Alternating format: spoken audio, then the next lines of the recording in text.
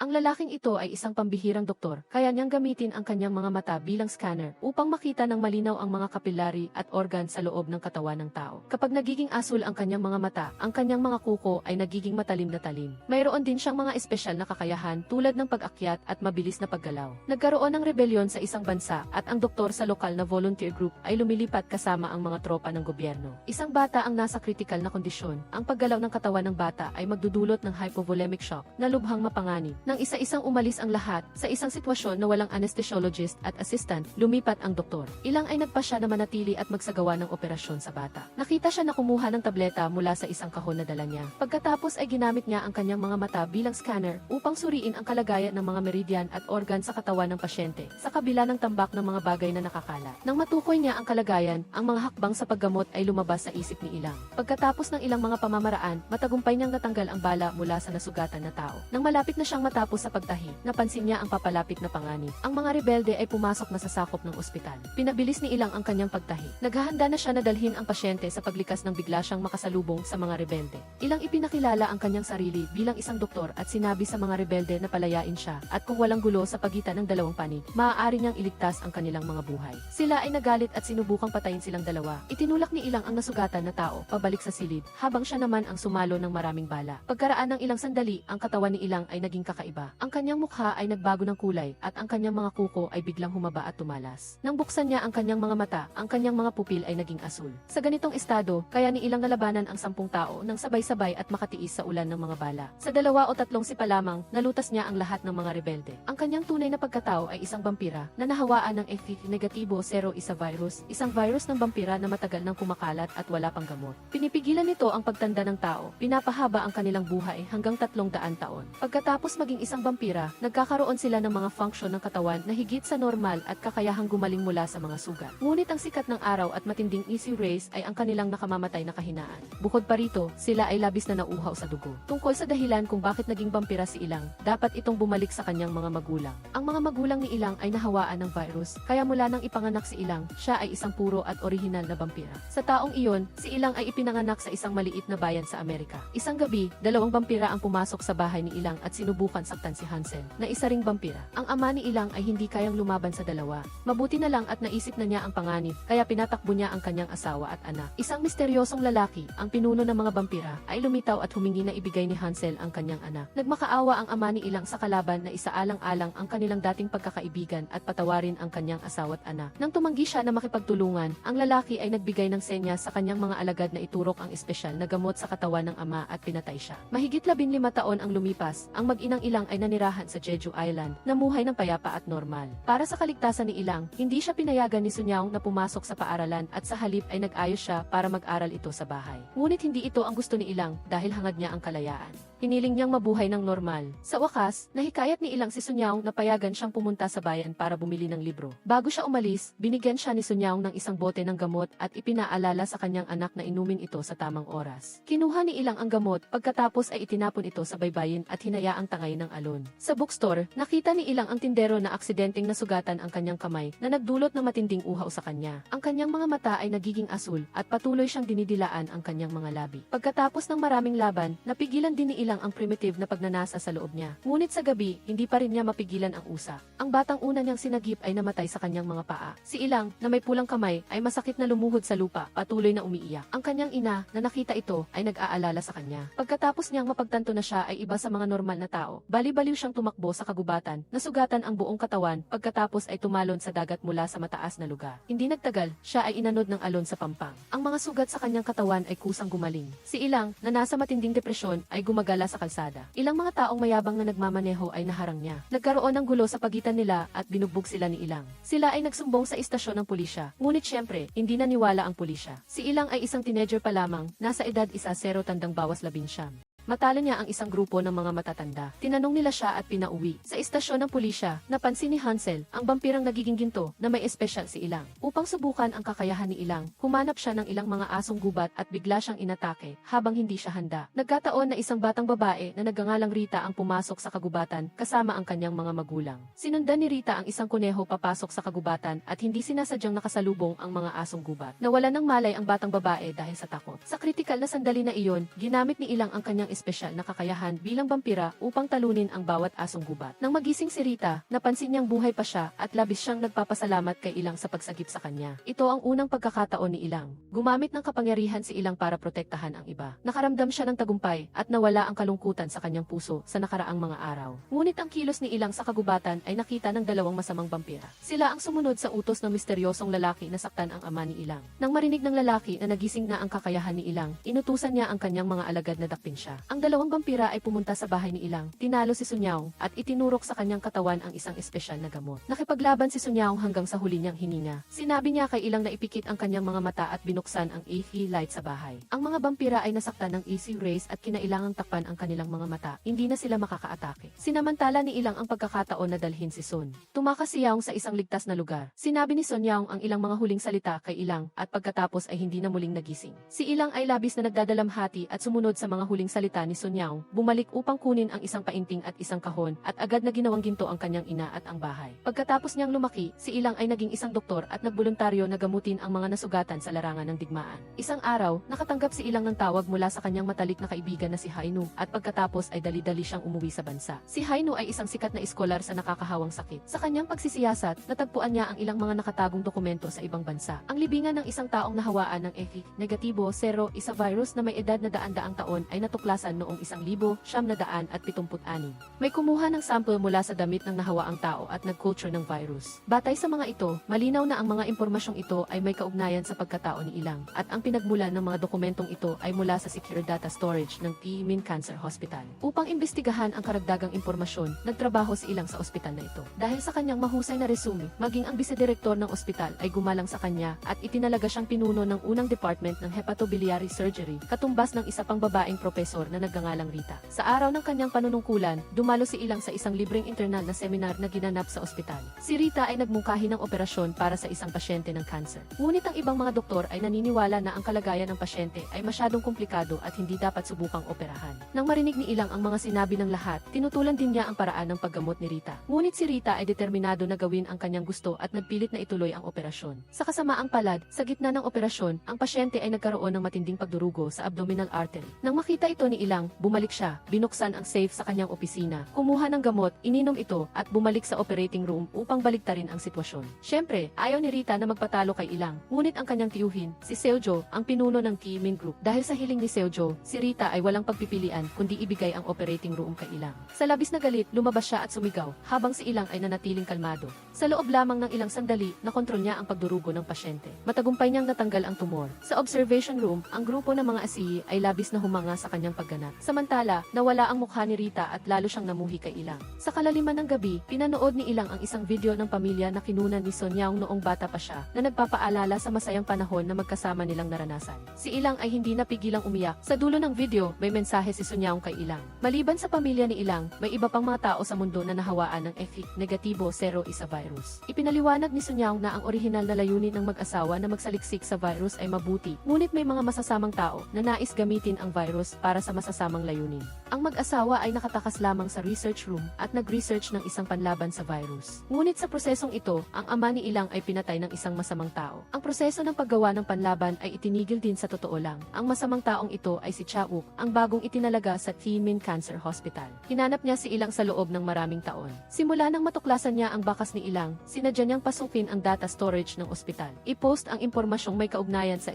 negatibo 0 isa virus at akitin si Ilang na magtrabaho sa ospital. Nais gamitin ni Min si Ilang upang makamit ang kanyang lihim na pagnanais. Kinabukasan, sa opening presentation, unang nakilala ni Ilang si Cha-wook. Naramdaman niya ang isang amoy na parang isang malakas na signal ng vampira. Sa bulwagan pagkatapos ng meeting, sinimula ni Cha-wook na batiin si Ilang. Nang makita niya na inaabot ng kalaban ang kanyang kamay, malamig na hindi siya tumugon. Pagkatapos, nagmeeting ang mga doktor at si Cha-wook. Mayroon silang isang 70 taong gulang na pasyente. Dahil sa hindi magandang kalusugan ng pasyente, kailangan nila ng isang bihasang doktor upang mabilis na matapos ang operasyon at alisin ang tumor sa maikling panahon. Pinangalanan ni Cha-wook si Ilang upang mag-opera sa pasyente sa harap ng lahat. Bago ang operasyon, bumalik sana si Ilang sa kanyang opisina upang uminom ng gamot, ngunit hindi niya inaasahan na may pumasok na sa kanyang opisina at pinalitan ang mga bagay. Hindi alam ni Ilang ang nangyari at ininom ang gamot. Nang makita niya ang dugo ng pasyente sa operating room, ang kanyang katawan ay nagsimulang magpakita ng matinding reaksyon. Tumingin siya sa kanyang mga kuko na humaba at ang kanyang mga pupil ay naging asul. Sa observation room, nakatingin si Chavuk kay Ilang. Sinubukan ni Ilang na pakalmahin ang kanyang sarili, tumakbo sa kanyang opisina upang kunin ang kanyang reserbang gamot at ininom ito. Bumalik lamang siya sa normal na estado. Ang plano ni Chavuk ay nabigo at ang kanyang mukha ay puno ng pagkabigo. Ang operasyon ay naging matagumpay pagkatapos. Ngunit naisip ni Ilang na muntik na siyang mabunyag sa harap ng ibang tao, kaya takot pa rin siya sa kanyang puso. Nagtagal bago siya kumalma. Tungkol sa kanyang pag-alis sa operating room, ipinaliwanag niya na bigla siyang nakaramdam ng sakit ng tiyan. Ngunit si Rita, na itinuturing siyang karibal, ay nakita ang kanyang mukha na nagpapakita ng pagkasindak sa operating room, kaya naghinala siyang may problema si Ilang sa pag-iisip. Humiling siya na tingnan ang kanyang resulta sa pagsusuri ng kalusugan at psychiatric evaluation. Ipinadala rin niya ang kahilingang ito kay Chao. Hindi pinansin ni Ilang ang kahilingan at nais lang na umuwi kaagad. Sinabi niya kay Haino na alamin ang dahilan ng abnormalidad sa kanyang katawan. Pagkatapos suriin ang gamot, natuklasan ni Haino na ang gamot na ininom ni Ilang ay hindi pareho sa iniwan ni Son Yaong sa kanya. Malinaw na may sinadyang nagpalit ng gamot. Bukod pa rito, alam ng taong ito ang kalagayan ni Ilang. Para makasiguro, sinunod ni Ilang ang payo ni Haino na laging dalhin ang gamot. Kasabay nito, lihim siyang nag-imbestiga sa mga kahina-hinalang tao sa ospital. Kinabukasan, gusto ni Ilang na suriin ang surveillance video upang makita kung sino ang pumasok sa kanyang opisina. Ngunit sinabihan siya na nagkaroon ng problema ang surveillance camera at hindi pa matukoy ang tiyak na sitwasyon. Ngunit ang alibi na ito ay nagpataas lamang ng kanyang hinala. Bukod sa pagpapalit ng gamot ni Ilang, inayos din ni Chawuk na maglagay ng marami sa kanyang mga tauhan sa ospital. Bumuo ng isang research at development team para sa isang bagong gamot at ipahayag ang kanilang layunin na mag-research ng isang gamot na magpapagulat sa mundo. Ginamit ni Chawuk ang pangalan ng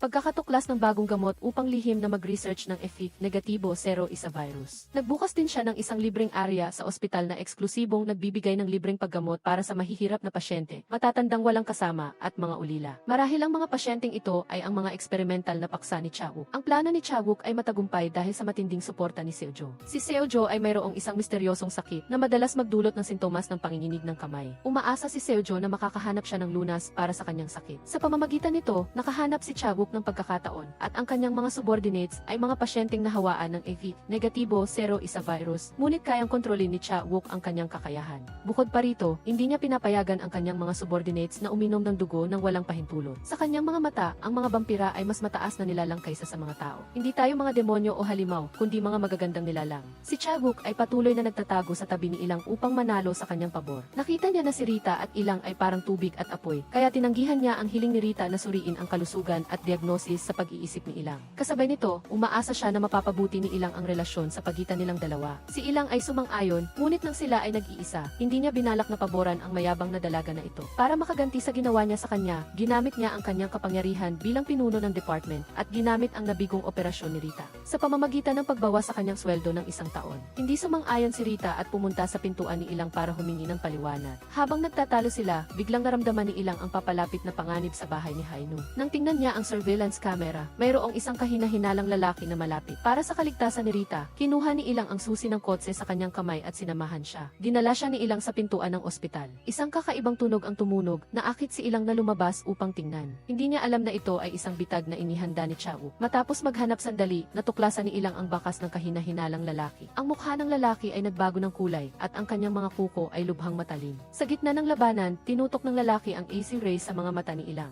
Hindi siya makalaban. Pagkatapos, tinurukan niya si Ilang sa likod ng kanyang lift. Tinanggal ni Ilang ang hiringgilya at itinago ito. Pagkatapos ay sinubukan niyang manatiling malay upang lumaban. Sa kasamaang palad, natalo pa rin siya sa kalaban. Sa huli, nawalan siya ng malay sa harap ng ospital. Nagkataon na natapos na si Rita sa trabaho at nakita siya. Dinala ni Rita si Ilang sa ospital para gamutin. Natuklasan niya na ang temperatura ng katawan ni Ilang ay 27.1 degrees lamang. Habang walang malay, sumigaw si Ilang at tinawag ang kanyang ina, humihiling na mabuhay siya. Sa sandaling iyon, si Rita, na nawalan din ng mga magulang, ay naantig sa mga sinabi ni Ilang. Siya ay nagising at naghanda na turukan si Ilang ng gamot. Hindi niya inaasahan na bigla siyang magising at mahawakan ang kanyang kamay. Inakala niya na si Rita ang masamang taong nanakit sa kanya. Ang kanyang saloobin kay Vita ay hindi rin pala kaibigan. Hindi pinansin ni Ilang ang kanyang mahinang kalagayan at nagmamadaling umuwi upang hanapin si Hino. Dahil sa kakaibang kilos niya at bigla ang pagkawala ng malay sa maikling panahon, lalo siyang pinaghinalaan ni Rita. Si Ilang ay hindi nag-abala na magpaliwanag kay Rita at umalis nang hindi lumingon. Pagdating ni Ilang sa bahay, inilabas niya ang hiringgilya at ipinakuha kay Hino ang nilalaman ng gamot. Naghinala si Ilang na ang sumalakay kahapon ay kabilang sa grupo na nanakit sa kanyang ina. Posible na alam nila na buhay pa si Ilang at sinadyang ibinunyag ang impormasyon tungkol sa virus upang akitin si Ilang na pumunta dito. Sa totoo lang, tama ang hula ni Ilang.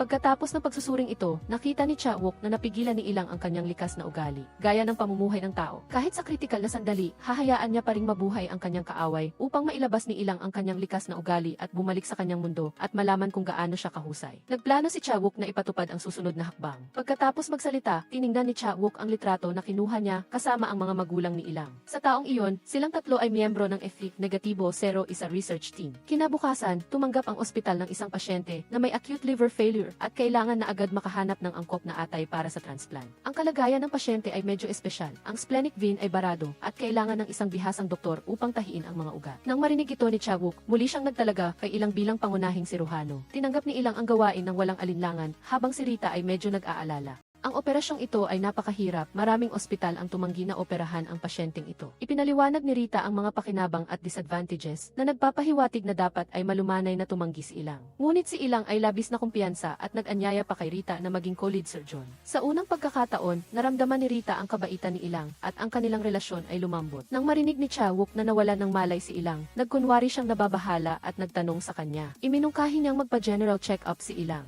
Lihim na tinakpan ni Rita si Ilang. Sinabi niyang nawalan siya ng malay dahil sa pagkalasing at ang kanyang temperatura ng katawan ay normal. Pagkatapos harapin si Chawok, pumunta si Ilang sa pasyente upang kumpirmahin ang sitwasyon. Ang anak ng pasyente ay laging nasa tabi ng ina, umiiyak at nagdarasal para sa kanya. Nang makita ito, naalaala ni Jisang ang nakaraan. Dati, nagdasal din siya para sa kanyang ina na malubhang nasugatan upang mabuhay. Ngunit sa kasamaang palad, hindi pinakinggan ng langit ang kanyang hiling. Ngayon, muling nagbalik ang eksenang iyon. Lubos na nakikiramay si Jisang sa anak ng pasyente. Inilagay niya ang kanyang kamay sa balikat ng lalaki upang aliwin ito. Pagkatapos nito, nakatanggap ang lahat ng balita na may namatay sa isang aksidente sa sasakyan at nagkataong tugma ang kanyang atay sa pasyente na may acute liver failure. Ipinadala ni Jisang si Rita upang kunin ang organ habang siya ay nanatili sa ospital para maghanda sa operasyon. Ngunit sa hindi inaasahan, inutusan ni Chawok sina Jisang at Rita na magkasamang pumunta. Bilang pagpapakita ng paggalang sa nag-donate, matagumpay na nakuha ni Jisang ang atay ng donor. Habang pabalik na sila, nakatanggap sila ng balita mula kay Hyunwoo. Matapos suriin ang sangkap ng gamot, ang gamot na itinurok sa kanya ay may parehong sangkap sa gamot ng kanyang ina noon. Ang pagkakaiba lang ay wala pang masamang reaksyon si Jisang. Ngunit makumpirma na magkapareho ang dalawang grupo. Habang nagugulat si Jisang, nakatanggap siya ng isang anonymous na mensahe. Ang nilalaman ay, "Congratulations, Jisang, ikaw ang unang nakaligtas." Ang nagpadala ng mensahe kay Jisang ay si Chao. Nagpadala pa siya ng 2 vampirang tauhan para manggulo kay Jisang.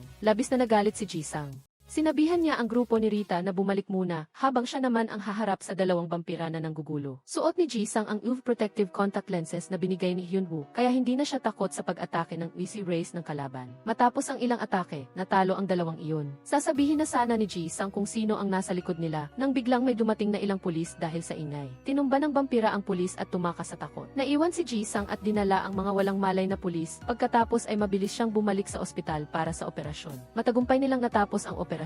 Hindi nasiyahan si Rita sa pag-ugali ni Jisang na pinabayaan ang pasyente at muntik pa siyang magdulot ng malaking problema. Sa harap ng reklamo ni Rita, nahiya si Jisang. Hindi niya maipaliwanag kaya tahimik na lang siyang nakinig sa sermon ni Rita. Pagbalik niya sa bahay, may bagong tuklas si Hyunwoo. Ang gamot na itinurok sa kanya ay nag-stimulate sa immune system ng kanyang katawan na nagdulot sa kanya na gumawa ng mas maraming antibodies. Naging immune ang kanyang katawan sa lahat ng lason. Nang marinig ang balita, napangiti na lang si Jisang sa kawalan ng pag-asa. Naging pinakamalakas na infected person ako sa mundo, sabi niya. Wala na akong paraan para maging ordinaryong tao at mamuhay ng normal. Laging hiling ni Jisang na mamuhay ng normal. Sa kasamaang palad, kailangan niya lang uminom ng inhibitor sa oras para mapanatili ang kanyang normal na kondisyon bilang tao. Kinabukasan, lumabas sa balita na may ilang pulis na inatake. Sa hitsura ng umaatake, nakita ni Rita na kamukhang kamukha ito ni Jisang. Naisip niya na ito ang dahilan kung bakit naantala ang operasyon. Lalo pang naging kakaiba si Jisang sa isip ni Rita. Lagi niyang nararamdaman na mailihim si Jisang na hindi dapat malaman ng kahit sino. Isinantabi ni Rita ang kanyang pag-usisa at pumunta sa silid ng pasyente upang bisitahin ang isang madre na kilala niya. Ang madre ay bukas sa usapin ng buhay at kamatayan. Nahulaan din niya na hindi na siya magtatagal pa. Nagbago ang malamig na pag-ugali ni Ji-sang nang dumating siya. Sinabi niya na hindi naman ganoon kaseryoso ang sakit ng madre at hindi siya pupunta sa kabilang buhay. Lagi niyang sinasabi na ang isang doktor na tapat at prangka ay walang damdamin. Ang pagkilos na ito ay lubos na ikinagulat ni Rita. Ang kalahati ng dahilan kung bakit niya ito ginawa ay upang pasalamatan si Rita sa pagtatago ng tunay na dahilan kung bakit siya nawalan ng malay sa harap ni Chawook. Matapos sabihin iyon, bumalik sila sa kanilang mga posisyon upang magpatuloy sa kanilang mga gawain. Ilang hakbang pa lang ang nalalakad ni Ji-sang nang may napansin siyang kakaiba. Ang loob at labas ng libreng ward na itinatag ni Chawook ay nilagyan ng mga kamera. Kailangan nilang magrehistro bago pumasok o lumabas. Minsan nang nakita ni Rita ang isang miyembro ng research team na kumukuha ng sample para sa isang pasyente sa ward. Mas kakaiba pa rito ay may maraming butas ng karayom at kakaibang mga ugat sa braso ng pasyente. Hindi niya maintindihan ito. Isinumbong ni Ji-sang ang sitwasyon sa isa pang kasamahan, si Ji-tae, at hiniling sa kanya na tulungan siyang imbestigahan ang nangyayari doon. Nagkataon naman na si Ji-tae ay nag-imbestiga rin sa pinagmulan ng negatibo zero isa virus. Noong nabubuhay pa ang kanyang ama, isa itong medical professor. Dati, sina Chawook, Hansu, at ang mga magulang ni Ji-sang ay sabay-sabay na nag-aaral sa negatibo zero isa virus. Sa proseso ng pananaliksik, unti-unting napagtanto ni Hansu na mapanganib ang virus na ito para sa kaligtasan ng sangkatauhan. Plano niyang itigil ang pananaliksik. Nakipagtalo si Chawook kay Hansu tungkol dito, na determinadong alisin ang sinumang humahadlang sa kanyang layunin. Dahil dito, tinanggal si Hansu. Ngayon, si Ji-sang, na ang mga magulang ay parehong vampira, ang tanging nakaligtas. Para sapuin ang kanyang pagnanasa, kailangan niyang uminom ng inhibitor sa oras. Ngunit unti-unting nawawala ng bisa ang gamot kay Ji-sang. Sa sandaling makakita siya ng dugo, magkakaroon siya ng mainit na reaksyon sa kanyang katawan. Para mapanatili ang hitsura ng isang normal na tao, plano ni Ji-sang na mag-inject ng isang espesyal na bakuna. Ito ay isang espesyal na gamot na imbento ni Hyun-woo na kayang puksain ang mga viral cells sa katawan upang gawing tao si Ji-sang sa loob ng ilang araw. Pagkatapos, sisirain ito ang mga normal na cell, at sa gayon ay mamamatay din si Ji-sang. Matindi ang pagtutol ni Hyun-woo sa desisyon ni Ji-sang. Ayaw niyang panoorin si Ji-sang na mamatay. Ngunit para kay Ji-sang, kung magiging tao siya, sulit na rin ito. Dahil sa matinding pagtutol ni Hyun-woo, napilitang abandonahin ni Ji-sang ang ideyang ito. Bumalik siya sa ospital ni Ji-tae para makipag-usap. Tungkol sa abnormal na kondisyon ng pasyente, ang pasyente ay may maraming hindi maipaliwanag na marka ng karayom at ugat sa braso, at bumalik sa normal na kalagayan sa loob ng isang araw. Ang mga tao sa bagong drug research team ay kumuha pa ng sample mula sa pasyente para sa pananaliksik. Nagdududa ang dalawa sa kanila. Sa pagpasok nila dala ang sample, nadulas sila at nahulog ito sa sahig. Pagkakita sa sample na tumapon sa sahig, nagsimulang mainis si Ji-sang. Kaya mabilis siyang umalis sa silid. Nagkataon namang nakakita siya ng isang pasyente na nanggugulo sa lobby. Ang pasyente ay nasa libreng ward, at dahil sa kanyang kondisyon, matagal na siyang hindi nakainom ng alak. Ang resulta ng pagtigil sa pag-inom ay ang pagkakaroon ng guni-guni at maling pagdinig. Sinubukan niyang atakehin ang mga tao sa paligid at nasugatan ang kanyang kamay. Agad na nagpanik si Ji-sang. Nang makita niya ang pasyente na umaatake kay Rita, humakbang si Ji-sang para protektahan siya at nasugatan sa mukha. Sa puntong ito, dahil sa pagnanasa sa loob ng kanyang katawan, natigilan si Ji-sang. Mabilis na gumaling ang sugat sa kanyang mukha. Nang makita ito ni Rita, agad na nagulat si Ji-sang at tinakpan ang kanyang mukha. Nagdahilan siya at tumakbo pabalik sa opisina. Napansin ni Rita na may kakaiba at sinundan siya. Pinilit ni Ji-sang na siya mismo ang maggamot sa kanyang sugat at nilinlang si Rita. Hating-hati ang pagtitiwala ni Rita. Para maalis ang pagdududa ni Rita, hiniling ni Ji-sang kay Hyun-woo na gumawa ng sugat sa kanyang mukha. Habang hindi nakatingin si Ji-sang, pinunit ni Rita ang plaster sa mukha ni Ji-sang. Nang makita niya ang peklat, unti-unting nawala ang pagdududa sa kanyang puso. Matapos lokohin si Rita, pumunta si Ji-sang kay Ji-tae para alamin ang sitwasyon sa libreng ward. Ayon sa impormasyong nakuha ni Ji-tae, maraming sample ang kinuha mula sa mga pasyente sa ward na ito. Ngunit ang mga sample na ito ay hindi ipinadala sa diagnostic department ng ospital, kundi sa internal testing department ng bagong drug research team. Hindi rin inilabas sa publiko ang mga resulta ng pagsusuri. Nagdududa si Ji-tae na may nangyayaring masama sa libreng ward. Ang totoo, tama siya. Ang dahilan kung bakit inatake ng pasyente sa libreng ward ang ibang tao ay dahil sa itinurok sa kanya ang isang experimental na gamot na nagdulot ng matinding side effects sa katawan. Para maitago ang katotohanan, pinilit ni Chawook ang pasyente na mag-discharge at pagkatapos ay inutusan ang kanyang mga tauhan na alisin ito. Sa oras na ito, hindi pa alam ni Ji-tae ang balita at hinanap si Kyung-in upang ipaliwanag ang sitwasyon. Umaasa na susuportahan niya ang pag-imbestiga sa mga kahina-hinalang puntos doon. Nagkataon naman na interesado rin si Kyung-in sa bagong drug research and development team, kaya nangako siyang tutulungan si Ji-yeon. Ngayong araw, sa isang pulong sa ospital, kinumpirma ni Ji-sang na dadalo siya sa spring conference sa Jeju Island. Habang inihahanda ni Ji-sang ang mga kinakailangang dokumento. Napansin niya na madalas na nanginginig ang kanyang kamay kamakailan. Bukod pa rito, madali siyang magalit dahil lang sa mabagal na vending machine. Kahit anong galaw niya, nasira ang machine. Dati, gumagamit si Ji-sang ng gamot na gawa ni Son Yaong na kayang kontrolin ang emosyon. Ngayon, unti-unti nang nawawala ng bisa ang gamot. Kailangang kontrolin ni Ji-sang ang kanyang emosyon. Pumunta si Rita sa vending machine at napaisip nang makita ang sira na karatula. Kamakailan, napansin din niya na nanginginig ang kamay ni Ji-sang. Hinala niya na may mali sa kanyang katawan. Naisip ito ni Rita at humiling na sumama kay Ji-sang sa seminar upang imbestigahan kung ano talaga ang nangyayari sa kanyang katawan. Dumalo silang dalawa sa seminar. Ang mga kasamahan na matagal nang humahanga sa pangalan ni Ji-sang ay sabay-sabay na lumapit para batiin siya. Si Rita, na nakatayo sa tabi, ay nakatingin na lang sa kanila. Ang mga kasamahan na nakapalibot. Sa kanyang puso, wala siyang masabi sa popularidad ni Ji-sang na tumagal hanggang sa matapos ang seminar. Habang pinapanood niya si Ji-sang na napapalibutan ng mga tao, ngumuso at humilig si Rita. Nakikinig siya sa iba na pinupuri ang kagwapuhan ni Ji-sang. Sa kanyang bakanting oras, gumugugol si Ji-sang ng oras sa gubat. Ito ang lugar kung saan niya nailigtas ang batang si Rita. Habang naglalakad siya, nakita niya si Rita. Lumapit siya na ikinagulat ni Rita. Akala niya, nakakita na naman siya ng asong lobo. Ikinuwento ni Rita na noong bata pa siya, inatake siya ng isang asong lobo at buti na lang at may isang binata na dumating at nagligtas sa kanya. Nang marinig ito ni Ji-sang, bigla niyang napagtanto na ang maingay na babaeng nasa harapan niya ay ang dalagang nailigtas niya. Nang matanto na mayroon silang espesyal na koneksyon, naging napakalambing ng tingin ni Ji-sang kay Rita. Sa gabi, sumama sina Ji-sang at Rita sa ilang doktor na kakilala nila para sa isang party. Nag-inuman, nag-usap at naglaro sila. Nagkamali si Rita at pinarusahan siyang uminom ng alak. Gusto sana niya na si Ji-sang ang maging kanyang knay para tulungan siyang maiwasan ang pag-inom. Sa kasamaang palad, hindi umiinom si Ji-sang. Tinanggihan niya ang baso ng alak na ibinigay sa kanya. Tumanggi siyang uminom kahit isang patak. Nahiya si Rita. Pagkatapos, galit siyang tumitig kay Ji-sang. Simple lang ang iniisip ni Ji-sang. Dahil nagkamali si Rita, natural lang na dapat siyang maparusahan. Pagkakita sa pagwawalang bahala ni Ji-sang, naisip ni Rita ang binata na nagligtas sa kanya noon. Kung siya iyon, tiyak na poprotektahan niya siya at ubusin ang lahat ng alak para sa kanya. Matapos sabihin ito, inaantok na sumandal si Rita sa balikat ni Ji-sang at nagbubulungan na gusto niyang makita ang kanyang tagapagligtas. Natawa si Ji-sang sa kaibig-ibig na hitsura ni Rita at kusang loob na pinasan siya papunta sa hotel. Ipinaliwanag ni Rita ang dahilan kung bakit niya itinago ang tunay na dahilan ng kanyang pagkahimatay sa harap ni Chawook. Dahil noong nawalan ng malay si Ji-sang, patuloy siyang tumatawag sa kanyang ina at humihiling na mabuhay ito. Nang marinig ito ni Rita, naisip niya ang kanyang yumaong ina. Nakaramdam siya ng pakikiramay kaya hindi niya napigilan ang sarili na magsinungaling para tulungan si Ji-sang. Dinala ni Ji-sang si Rita sa kanyang silid at pinagmasdan ang kanyang natutulog na mukha. Ang tagpo ng kanilang pagkikita sa gubat ay nananatiling isang napakahalagang alaala sa buhay ni Ji-sang. Ngayon, sa hating gabi, bumalik si Ji-sang sa kanyang silid upang magpahinga. Isang lasing na lalaki ang hindi sinasadyang pumindot sa fire alarm sa hallway. Lumabas din sina Ji-sang at Rita para tingnan. Napansin ni Rita na ang puting mukha ni Ji-sang ay walang peklat. Napansin din ni Ji-sang ang pagdududa sa mata ni Rita. Nang bumalik siya sa kanyang silid, nakita niya ang plaster sa mesa at napagtanto na hindi niya sinasadyang naibunyag ang kanyang sikreto. Kinabukasan, may kanya-kanyang iniisip ang dalawa at walang sinuman ang nag-uumpisa ng usapan tungkol dito. Habang nalilito si Ji-sang, nakatanggap siya ng isang anonymous na mensahe. Sabi ng nagpadala ay alam niya ang katotohanan sa likod ng pagkamatay ni Son Yaong.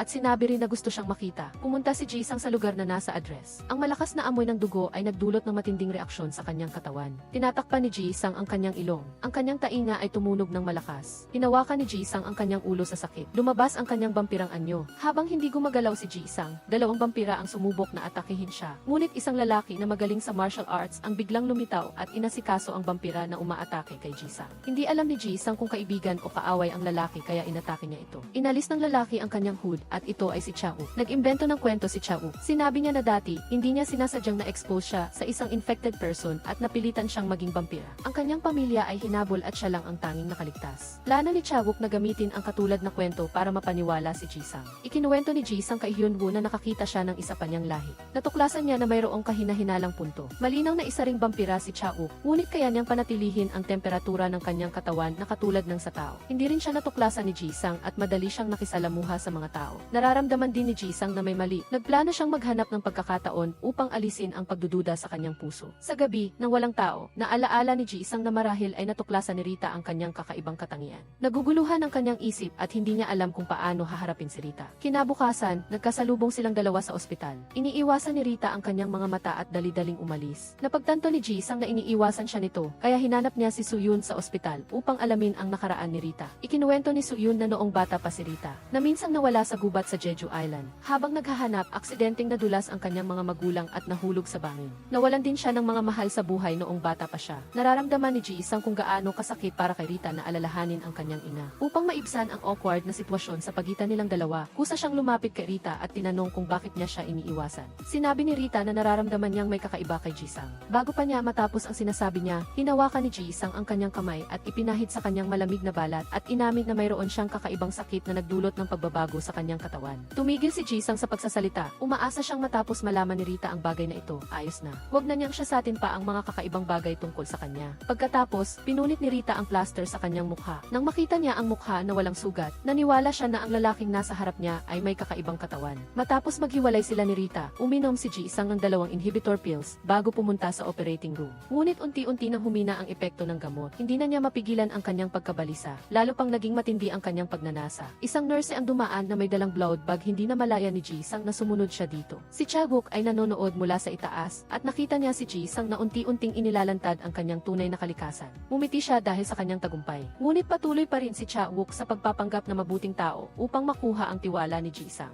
Naroon siya sa tamang oras upang pigilan siya. Nang makita ang masamang kalagayan ni Jisang, naghanap si Chaguk ng ibang doktor para sa operasyon. Umupo ang dalawa upang mag-usap. Hindi makapaniwala si Chaguk na hindi pa nakainom ng dugo si Jisang. Sinamahan ni Jisang si Chaguk sa bahay nito at nakita ang maraming plasma sa kanyang safe. Ito ay isang espesyal na gamot na ginagamit ni Chaguk upang kontrolin ang kanyang vampirang ugali. Matapos bumili ng dugo sa ibang bansa, inaalis niya ang lahat ng red blood cells at nagdaragdag ng inhibitor upang makagawa ng espesyal na likido na iniinom.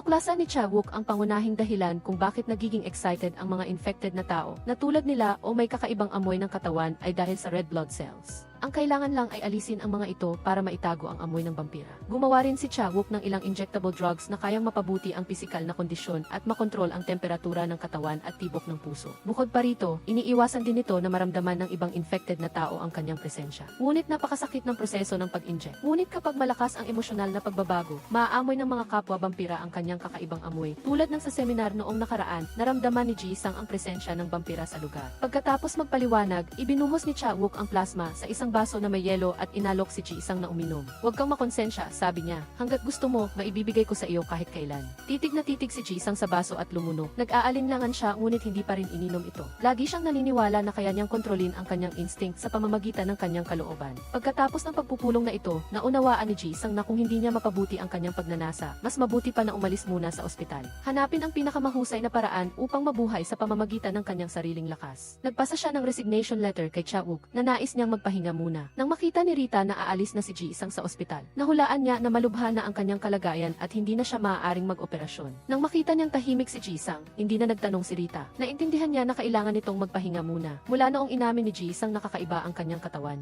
unti-unting bumuti ang kanilang relasyon. Hindi na siya kinaiinisan ni Rita. Matapos nilang mag-usap, may kakaibang nangyari sa libreng ward. Isang pasyente na may cancer ang may normal na temperatura ng katawan, presyon ng dugo, at tibok ng puso. Ngunit patuloy na niyayakap ang kanyang kumot at sinasabing nilalamig siya at ibinabaon ang kanyang ulo sa kumot. Tinanggal ni Jisang ang kumot at nakita ang dugo na lumalabas mula sa mata, ilong, at bibig ng pasyente. Ito ay nag-trigger sa vampirang instinct sa loob ni Jisang. Naging matindi ang kanyang ekspresyon. Nang mapansin ni Rita na may kakaiba, kusa niyang hinawakan ang kanyang nanginginig na kamay. Noon lang bumalik sa sarili si Jisang. Habang naghahanda silang gamutin ang pasyente, ang mga tao mula sa bagong drug research team ay nagbigay ng dahilan. Ang pasyente ay nahawaan ng isang hindi kilalang virus at gusto nilang dalhin ang pasyente para i-quarantine. Dumating si Chaguk sa tamang oras at pumayag na i-quarantine ang pasyente. Ngunit alam ng sinumang may isip na hindi ito sintomas ng isang virus, kundi parang side effect na dulot ng isang virus. Ang balitang ito ay mabilis na nakarating sa na si Joe. Pinaalalahanan niya si Chaguk na maging maingat upang maiwasan ang mga katulad na insidente na magaganap muli na magdudulot ng atensyon. Ang balitang ito ay mabilis na kumalat sa mga doktor ni Jitai. Lalo silang nagduda na ang bagong drug development research team ay nagtatago ng isang lihim na ayaw nilang malaman ng iba. Dahil dito, nanatili si Jisang upang alamin ang katotohanan kasama sila. Hindi agad nagbigay ng sagot si Jisang.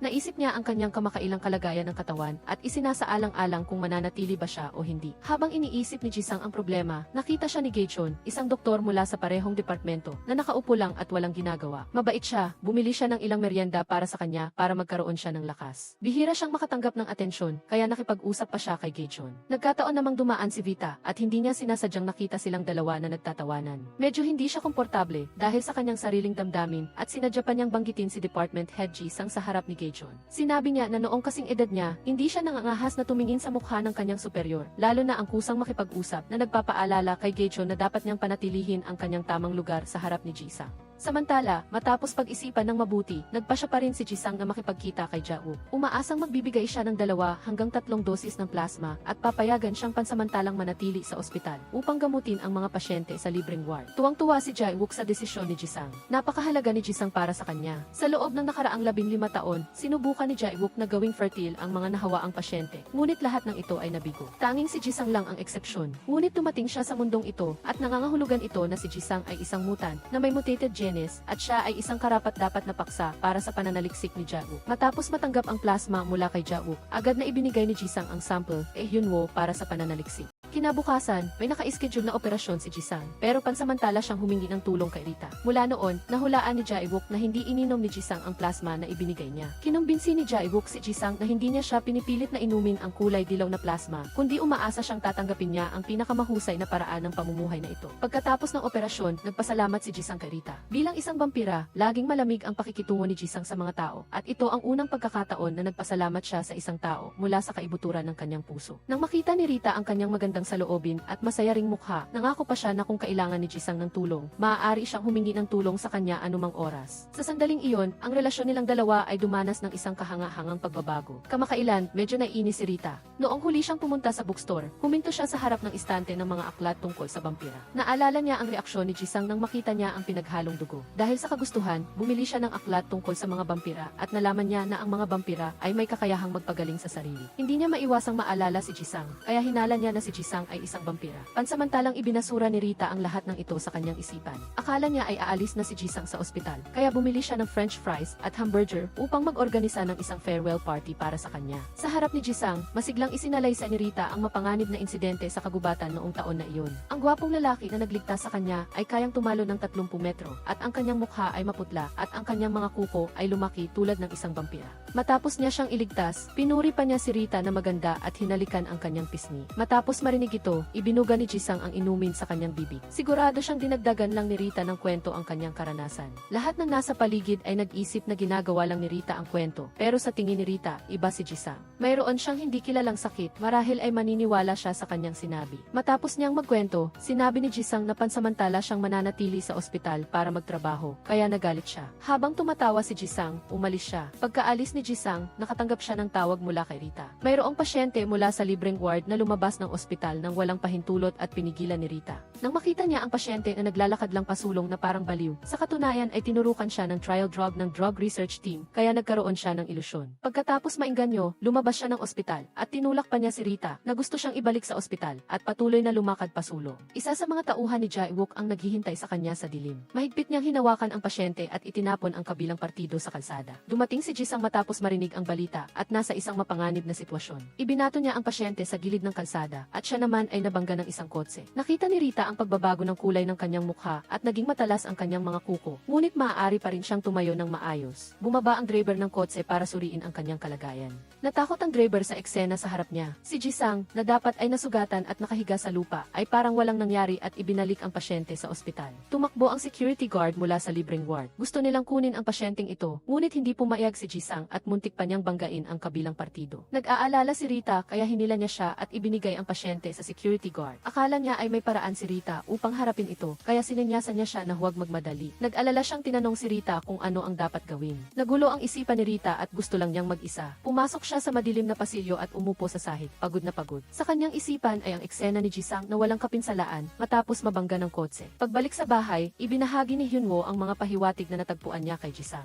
Ang pasyente na dating umatake kay Jisang ay biglang namatay dahil sa banggaan sa trapiko pagkatapos ng kanyang paglabas sa ospital. At ngayong gabi, isa pang pasyente ang nagkataon na lumitaw sa kalsada at ang kanyang kalagayan ay katulad din hinala ni Jisang na mayroong sadyang gumagawa ng isang peking eksena upang alisin ang mga pasyente. Ang mas nakakatakot pa ay, matapos suriin ni Hyunwoo ang plasma report na dinala niya mula sa bahay ni Jawook, lumabas na ito ay plasma ng bata. Dahil mababa ang immune system ng mga bata, mayroon itong mas kaunting hidden antibodies. Matapos inumin ito ng nahawaan, magiging mas ligtas sila. Matapos malaman ang pinagmulan, ayaw nang inumin ni Jisang ang plasma ni Jawook. Ibinalita niya ang lahat sa tangke ng tubig upang Upang maiwasan ang mga pagkakamali sa panahon ng operasyon, nag-organisa si Jisang at ang mga doktor ng isang emergency meeting. Sinabi niya na dahil nagboluntaryo siya sa ibang bansa, nagkaroon siya ng post-war after effects at hindi siya maaaring mag-opera sa loob ng 2 buwan. Si Rita na ang bahala sa natitirang mga operasyon. Naunawaan na ni Jae-wook ang kanyang intensyon. Iginigiit ni Jisang na hindi siya gagamit ng dilaw na plasma o magiging malapit kay Jae-wook, ngunit nais niyang sanain ang kanyang sariling pagpipigil sa sarili. Sa loob ng 2 buwan, mula nang suriin ni Hyunwoo ang plasma composition, napansin ni Jisang nang malinaw na hindi mabait si Jae-wook at ang libreng ward na iminungkahi niyang itatag ay madalas na nagkakaroon ng kakaibang mga bagay. Karamihan sa mga pasyente ay may sintomas ng pagiging bingi at natatakot sa liwanag. Mayroon ding pasyente na nakatitig kay Jisang na parang nakakita ng kapwa-uri. Tinitigan ni Jisang ang pasyente at mayroon siyang masamang pakiramdam sa kanyang puso. Bago matapos ang shift niya, narinig ni Jisang na may sakit si Rita, kaya nagboluntaryo siyang magdala ng gamot para sa kanya. Nakaupo si Rita sa kama, pagod na pagod. Ibinuka ni Jisang ang kanyang kamay na malamig na parang yelo, inilagay ito sa kanyang mainit na noo upang palamigin siya. Sinabi ni Rita na nakita niya ang pagbabago ni Jisang sa kalsada at sigurado siyang isa siyang vampira. Hindi na kayang itago ni Jisang, inamin niya na isa siyang vampira. Dahil iba siya sa ordinaryong tao, dati siyang nakatira sa kagubatan kasama ang kanyang ina. Isang araw, iniligtas niya ang isang babae na naligaw at gumawa siya ng isang kahanga-hangang kapalaran.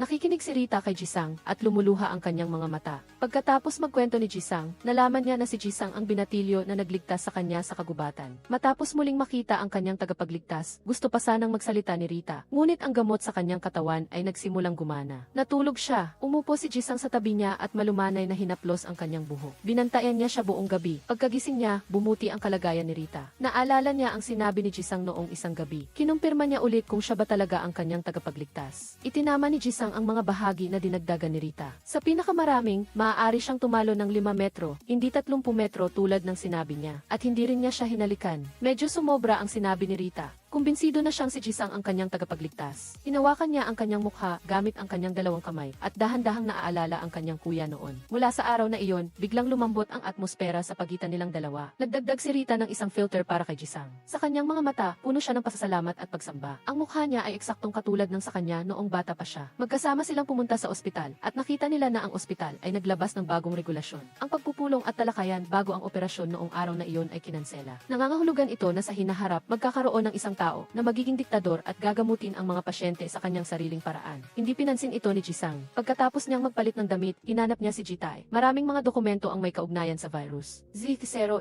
ang nakalagay sa kanyang desk, eksaktong kapareho ng nakita niya sa database ng ospital. Sa una, dinala ni Jisang ang litrato ng nahawaan ng virus upang hanapin si Jitae. Gusto niyang malaman kung in-upload niya ang kaugnay na impormasyon sa database. Mayroon talagang katulad na litrato si Jitae sa kanyang kamay, ngunit itinanggi niyang in-upload niya ito. Nagduda si Jisang, kaya hiniling niya kay Hyunwoo na imbestigahan ang impormasyon tungkol sa kabilang partido. Pagkatapos maghanap ni Hyunwoo ng sandali, nakita niya ang isang kawili-wiling lihim. Noong nabubuhay pa siya, si Hansu ay isang maalamat na figura sa medical community at kilala niya ang mga magulang ni Jisang at ang kasalukuyang hospital director. Tiningnan ni Jisang ang impormasyon na ipinadala ni Hyunwoo. Malinaw na ipinapakita na ito ay isang larawan ng mga magulang ni Jisang. Mula sa larawan nilang dalawa ni Hansu, makikita na sa loob ng maraming taon, hindi nagbago ang itsura ni Jae-wook. Pinaalalahanan ni Hyunwoo si Jisang na huwag munang ibunyag ang balita tungkol kay Jae-wook sa harap ni Jitae. Kailangan niyang maging maingat sa misteryosong hospital director na ito at lihim na imbestigahan ang kanyang mga intensyon. Dinala ni Jisang ang larawan ng kanyang mga magulang kay Jitae. Sa pamamagitan ng kanyang kwento, nalaman niya na si Hansu ang guro ng kanyang mga magulang.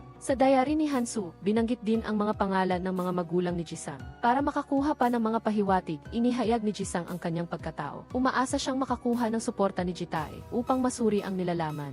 Noong nagsasaliksik ang kanyang mga magulang at ang kanyang ama, hindi pa nakakaugnay si Jitae. Ngunit may masamang balita na kumalat sa ospital. Isang propesor na may malapit na relasyon kay Jae-wook at responsable sa pamamahala ng libreng ward ay biglang namatay. Ang dahilan ng pagkamatay ng propesor ay naging isang misteryo. Ang kwento sa likod nito ay may kaugnayan kay Jae-wook. Natuklasan ng propesor na ginagamit niya ang mga pasyente na ginagamot ng libre upang subukan ang mga gamot, kaya gusto niyang gamitin ito bilang kondisyon upang makuha ang proteksyon niya sa ospital. Ngunit nagdulot ito ng kapahamakan para sa kanya. Pinatay siya ng vampirang nasasakupan ni Jae-wook. Sadyang ginawa nila ang insidente na aksidenteng pagkahulog mula sa isang mataas na gusali. Kahit na hindi alam ni Jitae ang dahilan sa likod nito. Ngunit nahulaan din niya ang dahilan. Ang pagkamatay ng propesor ay may kaugnayan kay Jae-wook at sa libreng ward. Determinadong imbestigahan ni Jitae ang mga lihim na nakatago sa ward. Hindi Hindi niya pinansin ang pagtutol ng iba at pumasok sa ward upang kumuha ng mga sample mula sa mga pasyente. Mabilis na dumating ang mga security guard, gustong kunin ang mga sample sa kamay ni Jita at Surun. Lumitaw si Jisang at itinulak ang security guard sa harap. Nang makita niya ang kanyang mabilis na kilos, kumislap ang mga mata ni Jita. Habang nagkakagulo ang dalawang panig, lumitaw si Tijo, kasama si Jawook at kinuha ang sample. Kamakailan, maraming kakaibang bagay ang nangyayari sa libreng ward. Iniling ni Jisang kay si Tijo na gawing publiko ang libreng ward upang maunawaan ng lahat ng mga doktor ang nilalaman ng paggamot. Ang panginginig ng kamay ni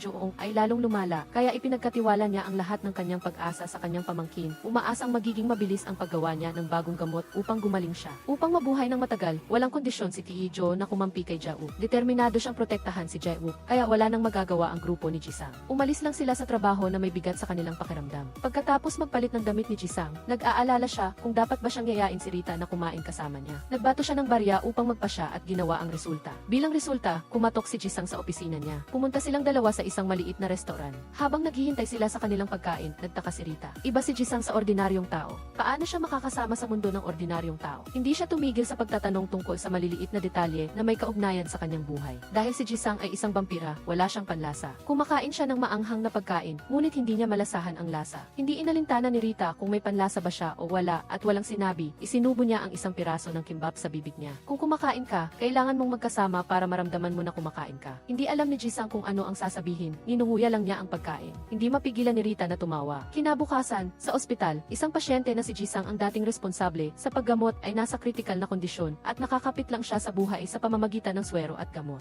Hindi maatim ng pamilya na makita ang pasyente na nahihirapan, kaya nagpasya silang tanggapin ang tulong mula sa bagong drug research team at sumali sa clinical trial na maaaring makasalba sa buhay ng pasyente. Matapos ilipat ang pasyente sa libreng ward, nalaman ni Jisang, ang bagong treating physician, ang balita. Agad siyang naghanap sa miyembro ng pamilya at kinumbinsi siya na baguhin ang kanyang isip, ngunit walang awa siyang tinanggihan. Pumirma na ang miyembro ng pamilya sa kasunduan at sinimulan na ng ospital ang paggamit ng gamot. Wala na silang balikan. Galit na galit si Jisang, hinanap niya si Jawook. Ipinakita niya ang kanyang anyong vampira at hinawakan ang kwelyo nito gamit ang isang kamay. Gusto ni Jisang na malaman ang pananaliksik na isinasagawa sa libreng ward ni Jawook ay may kinalaman sa virus sa kanyang katawan. Umiti siya ng mapanlinlang at nagbigay ng isang kumpirmadong sagot. Ginagamit ni Jawook ang virus sa katawan ng vampira bilang isang carrier upang lumikha ng isang anti-cancer drug na may mga antibodies upang gumawa ng kabutihan para sa sangkatauhan. Sa daan sa pagbuo ng isang dakilang karera, hindi maiiwasan ang mga sakripisyo. Sa kasalukuyan, ang mga side effect na nangyayari sa mga subject ng eksperimento ay pansamantala lamang. Ang eksperimento ay nasa huling yugto na at ang tagumpay ay nasa harap na nila. Sa harap ng pagdududa ni Jisang, ikinuwento ni Jawook na nakilala niya ang isang ulila na may sakit. Ang adoptive parents niya ay walang kakayahan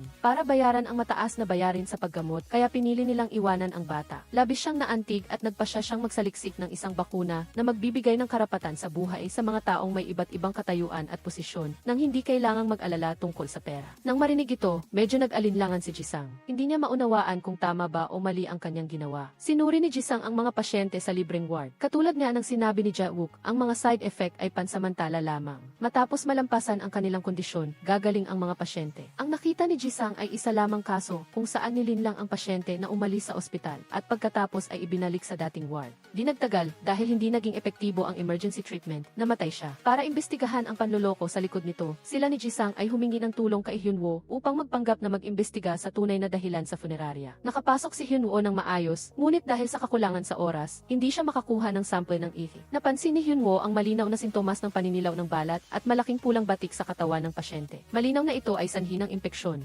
Tinulungan din siya na makipag-ugnayan kay Gaejon na maaaring pumasok at lumabas sa libreng ward. Iniling niya sa kanya na kumuha ng sample mula sa pasyente. Tinanggap ni Gaejon ang misyon at pumunta sa ward at sinamantala ang pagkakataon na palitan ang gamot upang makakuha ng sample. Nang umalis siya, nanginginig siyang pinahinto ng security guard sa harap ng ward at sinuri siya mula ulo hanggang paa. Sa kabutihang palad, hindi siya nahuli. Nagmamadaling pumunta si Gaejon sa opisina ni Jitae. Ngunit pinigilan siya ng security guard sa labas ng pinto. Nagpatawag si Jawook ng emergency meeting tungkol dito. Pinrotektahan ni Jisang at Jitae si Gaejon, kaya kinuha niya ang lahat ng responsibilidad sa kanyang sarili. Ayaw niyang maapektuhan ang iba, kaya nagsinungaling siya at sinabing sarili niyang ideya ang pagnanakaw ng plasma. Nang marinig ito, ibinigay ni Jawook ang kapangyarihan na magparusa. Ipinasa ni Gaejon ang responsibilidad sa kanyang superior na si Jisang. Sinikap niyang protektahan ang kanyang nasasakupan, ngunit hindi niya alam na si Gaejon ay tauhan pala ni Jawook. Noong una, ang taong pumasok sa opisina ni Jisang, naglagay ng gamot sa kanyang bag at nag-injection ng isang hindi kilalang gamot sa kanyang leg nang hindi niya namamalayan ay si Gaejon. Siya ang ulila na may sakit na ikinuwento ni Jae-wook noon. Noong bata pa si Gaechon, malapit na siyang mamatay, ngunit iniligtas siya ni Jae-wook. Ayaw niyang panoorin ang bata na mamatay, kaya iniligtas niya si Gaechon gamit ang kanyang sariling dugo. Mula noon, si Jae-wook ay naging tagapagligtas niya. Pumunta siya sa ospital para magtrabaho at naging nasasakupan ni Jisang. Sinasadya niyang lapitan si Jisang at lahat ng ito ay ayon sa utos ni Jae-wook. Matapos ang insidente kung saan kumuha si Gaechon ng sample mula sa libreng ward, pumayag na si Jitae na tulungan si Jisang na saliksikin ang EV-0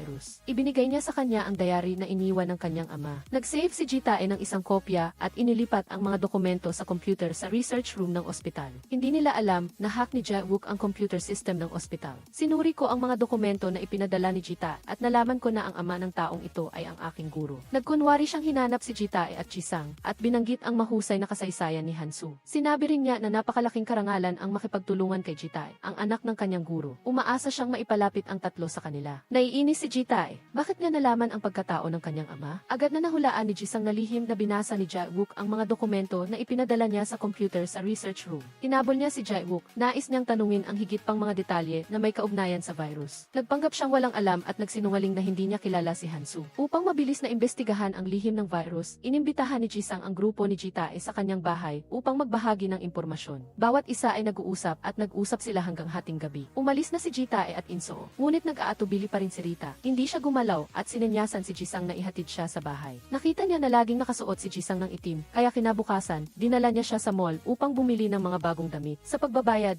nagsimula pa siyang mag-alok ng kanyang bank card dahil ang halagang iyon ay wala lang kumpara sa buhay na sinagip ni Jisang.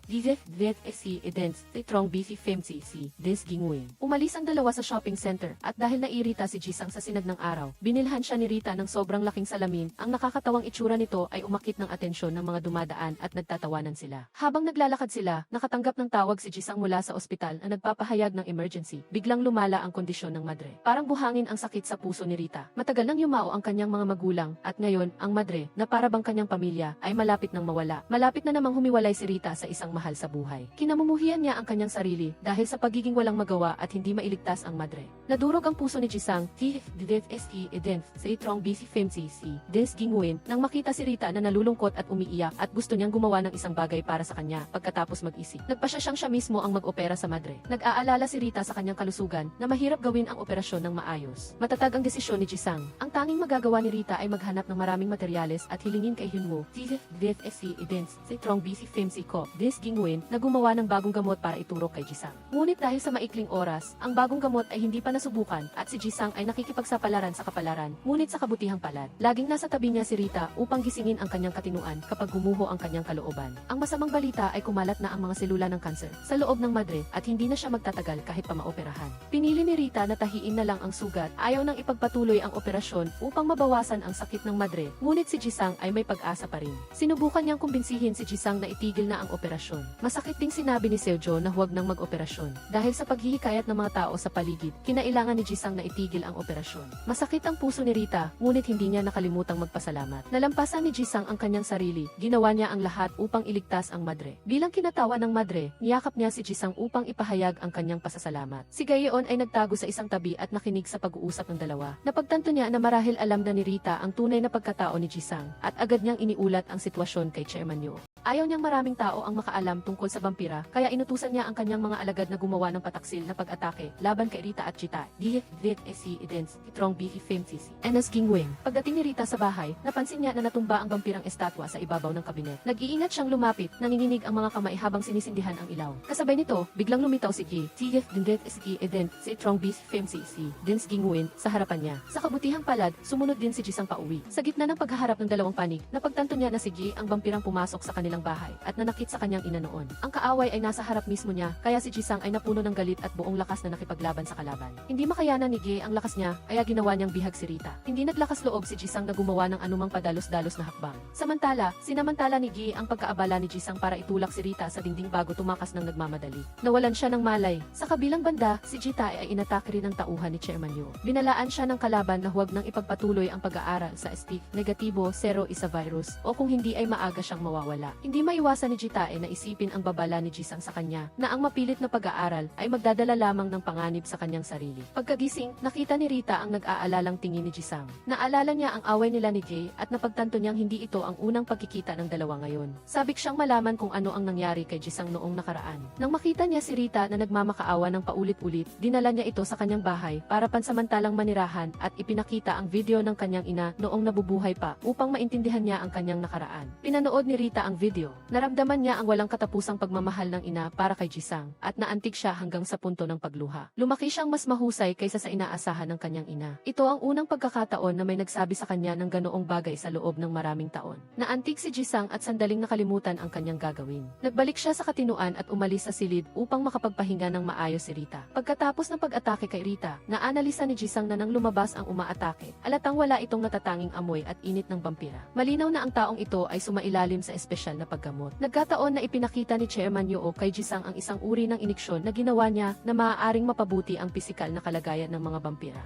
Gusto niyang kumpirmahin kung siya ba ang nasa likod ng pataksil na pag-atake. Kaya kusa siyang nagpunta para hanapin ang kalaban at tinanong kung maaari siyang magpaturo. Hindi inaasahan ni Chairman Yoo na biglang magbabago ng isip si Jisang. Iniisip na marahil ay naakit na niya ito para sumali sa kanila. Pumayag siyang pumunta si Jisang sa kanyang bahay sa gabi upang kunin ang iniksyon. Pagbalik sa ospital, galit na galit si Jitae at hinanap si Jisang. Gusto niyang malaman kung may alam si Jisang, ngunit hindi nagulat at sadyang nagtago ng impormasyon. Kung hindi, bakit pareho ang sinabi niya at nang umaatake? Walang pag-aalinlangan na inamin ni Jisang na sa kasalukuyan ay may iba pang mga taong nag-aaral. Virus, upang malaman ang layunin ng mga taong ito, iminungkahi niyang itigil muna ng lahat ang pag-aaral. Bago pumunta sa bahay ni Chairman Yoo, sinamahan ni Jisang si Rita pauwi upang mag-ayos ng damit. Bago umalis, nangako rin siyang bibili siya ng Hami Melon flavored ice cream para kay Rita. Pagkatapos magpaalam, pumunta si Jisang para makita si Chairman Yoo. Ibinigay niya ang 2 iniksyon bilang pambayad, umaasa na sa oras ng pangangailangan, makakatulong sa kanya si Jisang. Nagtanong si Jisang kung mayroon ding ganitong uri ng iniksyon ang ibang tao. Nagkunwari si Chairman Yoo na nalilito at sinabing pagkatapos niyang magawa ang produkto noon, tinugis siya ng mga nahawahan at ang mga natitirang iniksyon sa laboratorio ay maaaring napunta na sa ibang tao. Nag-aalinlangan si Jisang na kinuha ang iniksyon at umuwi. Kapag itinurok, maaari niyang maranasan ang pakiramdam ng pagiging isang normal na tao muli kahit na tumagal lamang ito ng ilang araw. Ito ang pangarap na matagal nang inaasam ni Jisang.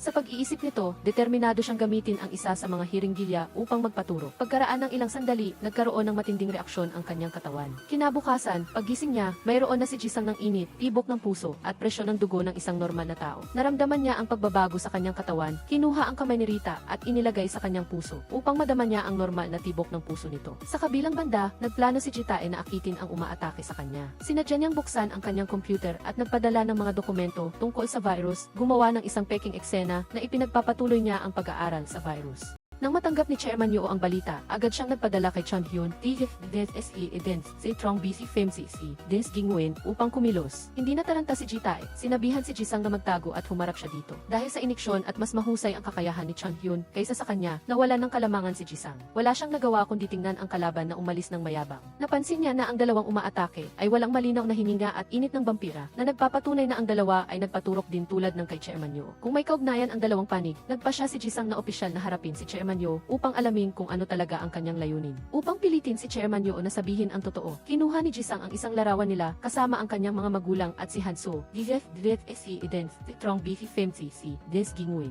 Sa sandaling makita ang larawan, unti-unting nawala ang ngiti sa mukha ni Chairman Yoo. Nagkunwari siyang kalmado at ipinaliwanag na naging miyembro siya ng research team ni Hanso. Dahil sa pagiging confidential ng Research Institute, hindi ito maaaring ibunyag sa mga tagalabas. Iyon ang dahilan kung bakit hindi niya sinabi ang totoo kay Jisang. Nagpanggap din siyang inosente at ibinaling ang responsibilidad kay Hanso. Pinuna ito sa paggawa ng eksperimento sa mga tao na nagresulta sa pagiging impektado ng mga ordinaryong tao. Pagkatapos, bumuo ng sarili nilang organisasyon ang mga nahawahan upang puksain ang grupo ni Chairman Yoo. Hindi tanga si Jisang para maniwala sa sinabi nito. Sadyang nagkunwari siyang naniniwala kay Chairman Yoo. Habang parami ang mga kasinungalingan nito, darating din ang araw na may makikitang butas. Kasabay nito, habang tinitingnan ni Rita ang mga dokumento, nakita niya ang isang larawan nila ni Chairman Yoo na magkasama. Kinuna ng larawan noong noong 1977. Sa larawan, magkapareho ang hitsura ni Chairman Yo at ang kasalukuyan. Sa panahong iyon, dapat ay matanda na rin siya, ngunit pinapanatili pa rin niya ang kanyang kabataan. Ipinapalagay ni Rita na si Chairman Yo ay nahawaan din ng virus. Gusto niyang ibunyag ang bagay na ito. Nag-aalala si Jisang na kapag itinulak si Chairman Yo sa isang sulok, magagawa niya ang anumang bagay.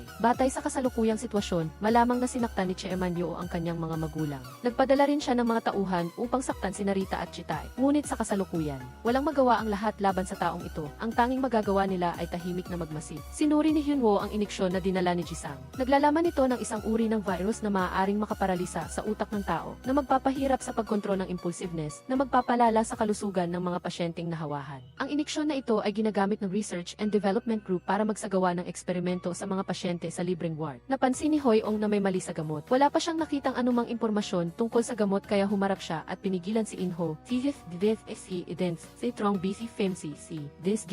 na mag-inject. Ngunit bastos ang pakikitungo sa kanya ng kalaban. Nang makita ito ni Rita, nagreklamo siya kay Jisang. Pagkarinig niya na si Rita ay pinagsamantalahan, agad siyang lumingon upang hanapin si Inho para kumprontahin. Inutusan ni Jisang si Inho na huwag maging bastos sa ibang doktor. Hindi niya inaasahan na magiging napaka-emosyonal niya dahil kay Rita. Ngunit si Rita ay humanga sa kagandahan at matikas na anyo ni Jisang at labis na natuwa. Matapos asikasuhin ang problema ni Rita, naisip ni Jisang na kailangan niya ang tulong ni Jitae para harapin si Chairman Yo. Ito na ang oras upang sabihin sa kanya ang totoo. Nag-aalinlangan si Jitae nang marinig niya ang tungkol sa pinagmulan ng pagkatao ni Jisang at ang nakaraan ng kanyang mga magulang kay Chairman Yo. Ipinakita ni Jisang ang kakayahan ng vampira na magpagaling ng sarili. Sa harapan niya, dahan-dahang tinanggap ni Jitae ang hindi kapanipaniwalang bagay na ito. Matapos malaman na siya ay isang taong nahawahan ng virus, naunawaan na niya kung bakit nagpilit si Hansuo na mag-aral noon. Nagpa siya si Jitae na ipagpatuloy ang idealismo ng kanyang ama, pag-aralan ang bakuna na makakapagpagaling sa virus at akuin ang responsibilidad para sa mga nahawahan hanggang sa huli. Kasabay nito, nagsikap din si Hyunwoo na subaybayan ang ibang mga nahawahan. Matapos ang maraming paghahanap, sa wakas ay natunto nila ang bakas ng isang nahawahan. Ang taong ito ay si Ji, si Trong Beast Des Gingwin, ang tauhan ni Chairman Yo. Ayon sa thermal image, ang temperatura ng katawan nito ay nagpakita ng malaking pagbabago. Malinaw na humihina ang epekto ng gamot matapos itong magpaturok ng iniksyon ni Chairman Yo. Hindi masyadong nahirapan si Jisang para mahuli ang nahawaang ito at dinala pa niya ito sa harap ni Chairman Yo. Gusto niyang alamin kung gusto ba nitong patayin ang saksing ito. Galit na galit si Chairman Yo sa pag-iisip na ang kanyang taang tauhan ay naging dahilan ng kanyang pagkakalantad. Ang pagpatay kay Ji ay nangangahulugang mababawasan ng isa ang kanyang mga katulong. Ang pagpapanatili naman sa kanya ay katumbas ng pagtatanggol sa tauhan at pagpapatunay na mayroon siyang koneksyon sa mga nahawahan. Nahaharap si Chairman Yo sa isang sitwasyon na mahirap gawin, ngunit sa huli, hindi pa rin niya nagawang gumawa ng aksyon. Kinabukasan, gumawa sina Jisang at Rita ng isa pang bagay na hindi niya inaasahan. Pumasok ang dalawa sa libreng ward at kumuha ng samples. Lumitaw ang ilang gwardiya para pigilan sila. Buong paninindigan at malinis na pinabagsak ni Jisang ang bawat gwardiya. Habang nakikipag-away siya sa mga gwardiya, sinamantala ni Rita ang pagkakataon na dalhin ang samples kay Jitae. Nakatanggap ng balita si Chairman Yo at nagmadaling dumating sa lugar, gustong bawiin ang samples. Sinabi ni Rita na huli na siya, nai-input na ang sample sa makina ni Jitae. Tiniyak ni Jisang na hindi ibubunyag ng grupo ni Jitae ang lihim at tanging silang magkakaibigan lamang ang makakaalam ng resulta ng pagsusuri. Nakita ni Chairman Yo na wala siyang magagawa para pigilan ito, kaya naghintay na lang siya at nagbantay sa mga pangyayari. Nakakuha si Hyunwoo ng samples at mayroon na siyang resulta ng pagsusuri. Natuklasan niya na ang Research and Development Team ay pinagsasama ang immune serum sa virus vaccine at itinuturok sa mga pasyente na nagiging sanhi upang maging impektado ang mga ito at maaari ring makahawa sa iba. Pagkatapos marinig ang pagsusuri ni Hyunwoo, magkatabi silang naglakad at nang makita nila ang isang mag-asawa na naglalaro, pumasok din si Rita sa flower bed at sinabing, hulaan mo kung nasaan ako. Walang pag-aalinlangan na itinuro ni Jisang si Rita na nakasira sa mood nito. Dapat nagkunwari si Jisang na hinahanap siya kung saan-saan. Paano siya nagkunwari na hindi alam? Nangilabot si Rita at hindi niya may unat ang kanyang mga daliri. Inutusan niya si Jisang na panagutan ito. Habang nagbibiro, kusa na lang na isinalubong ni Jisang ang 10 daliri niya sa kay Rita. Tinulungan siyang ibalik ang paggana ng kanyang mga daliri. Magkahawak kamay silang tahimik na naglakad pasulong. Sa tahimik na gabing ito, may nangyari sa ospital. Mayroong nakakatakot na nangyari. Ang tagapamahala pala ng Research and Development Group ng bagong gamot ay isang nahawaan din. Nasa laboratorio siya. Nag-inject ng sarili ng gamot. Ang kanyang katawan ay nagkaroon ng matinding reaksyon. Inilalabas ang tunay na mukha ng vampira. Dadaan si Benso, Des Gingwin, at nakita ang eksena sa siwang ng kurtina. Natakot siya at tumakbo palayo. Hindi siya pinalampas ni Inho, Des Gingwin, at pinatay si Benso. Pagkatapos, ginaya ni Inho ang pinangyarihan upang magmukhang pagpapakamatay. Nang matanggap ang balita, nagmadaling bumalik sa ospital sina Jisang at Rita. Naamoy niya ang amoy ng nahawaan sa pinangyarihan ng krimen. Hula ni Jisang na na ang nahawaang naturukan ng gamot ang gumawa ng aksyon laban sa inosenteng doktor na ito. Si Rita ay naisip na makakahanap siya ng reactant sa iniksyon batay sa natatanging substance nito at mula roon ay matutukoy kung sino ang nahawaan. Si Hyunwoo ay na-inspire at nagsimulang mag-aral ng paraan ng pagkilala. Kasabay nito, tinawag ni Jitae si Jisang. Naaral na niya ang mga dokumento na ibinigay ni Jisang. Ang nilalaman nito ay ang proseso ng paggana ng gamot sa virus na ginawa ni Hyunwoo noon. Sa proseso ng pagpatay sa virus, kinakain din nito ang mga malusog na selula. Kumuha si Jitae ng samples ng mga pasyente sa libreng ward para suriin. Ang resulta ay pareho. Naramdaman niya na maaari niyang ipagpatuloy ang pag-aaral sa direksyong ito at marahil ay makakatanggap siya ng magandang balita. Si Jitae nilagay ni Jisang ang proseso ng paggana ng gamot sa SEE at inilagay sa mesa ni Chairman Yo upang malaman nito na ang pag-aaral na ginagawa nito ay makakasama lamang sa kalusugan ng tao at walang halaga. Gusto lang ni Jisang nagalitin si Chairman Yo upang pilitin itong sabihin ang totoo. Patuloy niya itong tinutukso na limitado ang kakayahan nito at hindi ito mapapantayan ng ibang miyembro ng research team. Bago yon, naapektuhan ang self-esteem ni Chairman Yo. Galit itong nag-akusa na ipinagkanulo siya ng kanyang mga magulang at ni Professor Hanso. Huminto sila sa pag-aaral, kaya nararapat lang na mawala sila sa mga kamay niya. Si Chairman Yo mismo ang nag-amin na siya ang nanakit sa mga magulang ni Jisang at kay Hanso. Sa paghaharap sa kanyang masasamang gawa, hindi siya nakaramdam ng pagkakasala. Sa halip, inisip pa ni Chairman Yo na binitawan ng mga magulang ni Jisang ang pagkakataong iligtas ang sangkatauhan. Dahil sa galit, inihayag ni Jisang ang kanyang tunay na anyo, ngunit nanaig ang kanyang kalooban. Pinili ni Jisang na sirain ang mga bagay na mahalaga kay Chairman Yo. Pag-alis sa bahay ni Chairman Yo, agad na tinawagan ni Jisang si Rita. Nang dumating siya, nakita niya ang isang grupo ng mga taong nanggugulo kay Jisang. Lumapit si Rita para pigilan si Jisang na kumilos. Sa ilalim ng kanyang pagpapayo, hindi na siya gumawa ng aksyon. Para kay Jisang, maliban sa kanyang ina, si Rita ang unang taong pumasok sa kanyang puso na nakakapagpakalma sa kanyang nababahalang emosyon. Si Rita, tulad ni Jisang, simula nang mamatay ang kanyang mga magulang. Hindi na siya nangangahas na umasa sa sinuman. Natatakot siyang baka mawala muli ang mga tao sa paligid niya. Sa loob ng maraming taon, mahusay na kinontrol ni Rita ang kanyang sarili hanggang sa lumitaw si Jisang. Umasa siya sa lalaki, tinatamasa ang pakiramdam ng pagkakaroon ng minamahal sa tabi niya. Napakahirap para sa kanya na makaramdam ng kaligayahan. Isang beses, nalaman ni Rita na si Seokjo ay may bihirang sakit na genetic na may sintomas ng motor nerve paralysis. Nag-aalala siya para sa kalusugan ng kanyang tiyuhin at nag-aalala din na baka magkaroon din siya ng sakit na genetic. Lalong lumala ang kalagayan ni Seokjo. Inilagay niya ang lahat ng kanyang pag-asa kay Chairman Yo, umaasa na makakapag-aral siya ng epektibong bakuna. Pinayuhan ni Rita si Seokjo na huwag nang magtiwala pa kay Chairman Yo. Ginagamit lamang niya ang mga inosenteng tao upang subukan ang virus, ngunit itinuring ni Seokjo si Chairman Yo bilang tanging pag-asa. Inilagay ang lahat ng kanyang pag-asa sa kalaban. Sa paghihintay, hindi nakatanggap si Seokjo ng magandang balita mula kay Chairman Yo at unti-unting nagreklamo laban sa kanya. Kinabukasan, sa trabaho, nakita ni Jisang si Jitae. Na-record niya ang pag-uusap nila kagabi at pinatugtog iyon para marinig ni Jitae. Sa pagkaalam na si Chairman Yo ang kalaban na nakit sa kanyang ama, hindi napigilan ni Jitae ang galit niya at gustong hanapin ang taong ito upang maghiganti. Pinayuhan siya ni Jisang na kumalma. Ang padalos-dalos na paghahanap kay Chairman Yo para makipag-ayos ay makakasama lang sa kanya. Bago makahanap ng mas mahusay na paraan, maaari lamang silang magtiis kay Chairman Yo. Nagsimula na si Jisang na makipag-away sa kanya. Ipinagpatuloy ng mga alagad ni Chairman Yo ang eksperimento sa mga pasyente. Nagpasya si Chairman Yo na magtago at pansamantalang itigil ang paggamit ng gamot sa mga pasyente sa libreng ward. Ngunit ang mga pasyenteng ininiksyon ng eksperimental na gamot ay madalas na may kakaibang sintomas at nagiging mas madaling magalit at malupit. Ngunit ang bagong administrador ng research team ay may masamang hangarin. Sa kabila ng utos na itigil ang pag-iniksyon sa mga pasyente sa libreng ward, si Inho,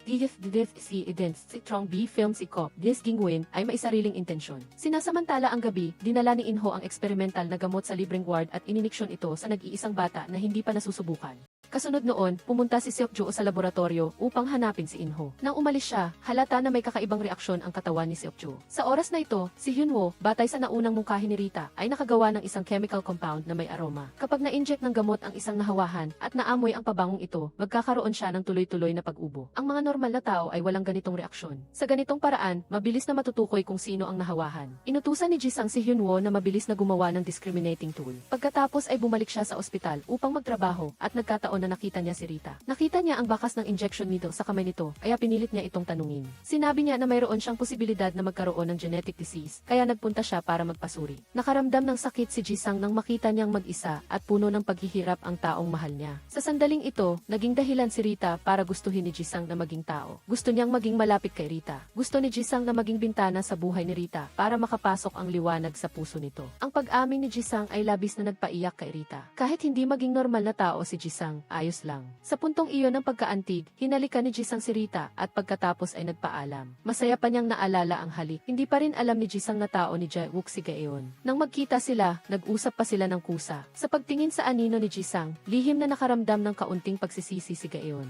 Tapos, natuklasan niya na may malaking mansa ng ugat si Nazum. Maliwanag na ito ay epekto matapos mainiksyonan ng eksperimental na gamot. Parehong ulila sina Najung at Gahyeon. Nakita ni Gahyeon ang sarili sa batang iyon. Para maprotektahan si Najung, iminungkahi niya kay Jae-wook na huwag siyang gamitin sa eksperimento. Nang makita niyang ginawang eksperimento si Najung, ipinahayag ni Gahyeon ang kanyang pagkairita kay Jae-wook. Noong una, iniligtas siya ni Jae-wook. Akala ni Gahyeon ay magpapakita rin siya ng awa kay Najung. Galit na sinabi ni Jae-wook sa kanya na ang awa ay magiging balakid lang sa tagumpay at madaling maging kahinaan. Habang nag-uusap sila, tumunog ang telepono ni Jae-wook. Inutusan niya ang kanyang mga tauhan na kunin ang material tungkol sa panlunas mula sa bahay ni Jisang. Kapag nauna si Jisang na mapabuti ang panlunas at magawa ang bakuna na makapag-aalis sa virus, mabibigo ang kanyang plano. Habang sinasamahan ni Jisang si Rita pauwi, pumasok ang mga tauhan ni Jae-wook sa bahay ni Jisang at Hainu at kinuha ang mga material sa computer. Nang matanggap ni Jisang ang isang anonymous na mensahe, dali-dali siyang umuwi nang malaman niyang may pumasok sa kanyang bahay. Nang makita niya si Hainu na nasa panganib, nakipaglaban siya sa mga taong iyon. Natalo niya ang dalawa sa kanila pero nakatakas ang isa sa kanila. Ang material ay naibigay na kay Jae-wook. Lihim na ipinaalam ni Gahyeon ang balita kay Jisang.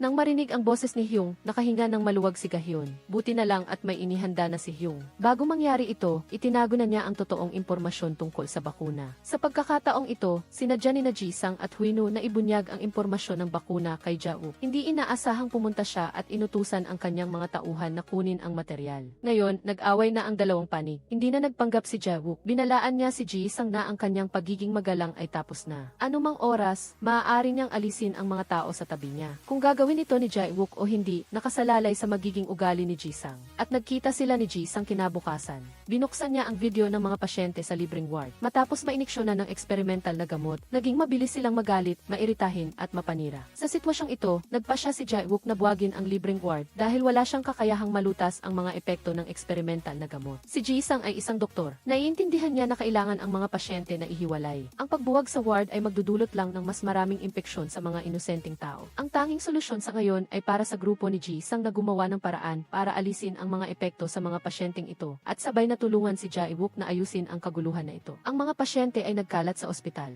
Ang sitwasyon ay naging hindi kontrolado. Walang pagpipilian si Jisang kundi ang makipagkasundo kay Jae-wook. Hindi nagtagal, nalaman ni Jae-wook na hindi sinunod ni In-ho ang kanyang utos at kusang iniksyonan si Seok-jo ng di pa kumpletong eksperimental na gamot. Ineksyonan niya si Seok-jo ng bagong uri ng gamot at pagkatapos ay inutusan si Ji na ayusin si In-ho. Hindi inaasahang pinatay ni In-ho si Ji. Tumakas siya kasama ang mga material sa pananaliksik. Lihim din na inimbestigahan ni Gahyeon ang impormasyon tungkol kay In-ho. Natuklasan niya na maraming beses na siyang nakagawa ng krimen sa ibang bansa sa ilalim ng pagpapanggap ng medikal na pananaliksik para pumatay ng tao. Sa kabilang dako, gumawa si Huino ng isang espesyal na pabango na makapagbibigay ng pagkakaiba sa mga taong may sakit. Inispray ni Jisang ang pabango sa kanyang sarili. Habang naglalakad siya sa ospital, hindi sinasadyang nakita niya si Gahyul. Ang amoy niya ay nagpaubo kay Gahyul ng tuloy-tuloy. Nang makita ito, napagtanto ni Jisang na posibleng si Gahyeon ay isang taong may sakit din bukod sa pagiging Gahyeon. Natuklasan din ni Rita na lalong lumalala ang kalusugan ni Seok-jo. Nautal siya, matamlay at walang lakas. Hawak niya ang mga material ng baliktad pero hindi niya pa rin namamalayan. Sa totoo lang, lihim na nag-iniksyon si Seok-jo para mapawi ang sakit. Para mapaginhawa ang sakit ni Seok-jo, personal na iniksyonan ni Jae-wook ang bagong gamot sa kanya. Sa loob ng 72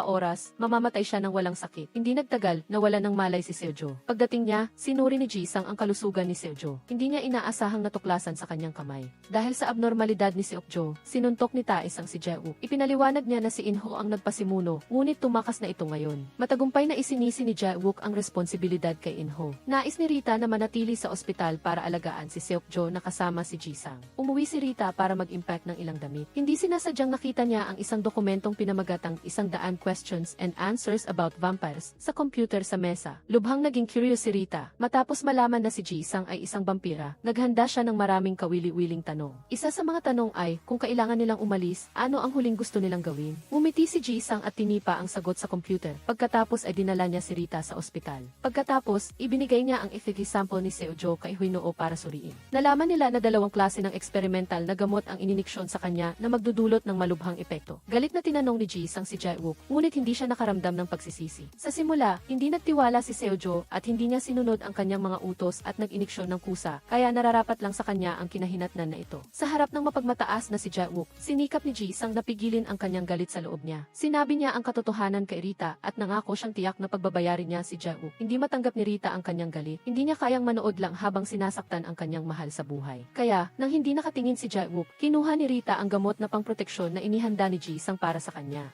Ang uri na ito ay maaaring maging dahilan para agad na mamatay ang taong may sakit. Sa kasamaang palad, napansin ni Jae-wook ang kakaibang kilos niya, kaya naiwasan niya ang pag-atake. Pagkatapos, dumating si Ji-sang para pigilan siyang saktan si Rita. Nang umalis si Jae-wook, biglang nagising si Seo-jo. Gising siya pero nahihirapan. Ipinahiwatig niya kay Rita na pumunta sa kanyang opisina para kunin ang recorder sa safe. Binuksan niya ang recording at narinig ang pag-uusap ni na Seo-jo at Kyung-in. Nalaman niya na ang mga magulang ni Rita ay hindi lang basta nahulog sa bangin. Nais ni Seo-jo na agawin ang ospital na dapat sa kanila, kaya humingi siya ng tulong kay Kyung-in na maghanap ng taong gagawa ng krimen. Nang panahong iyon, nasa panganib si Rita at iniligtas siya ni Ji-sang.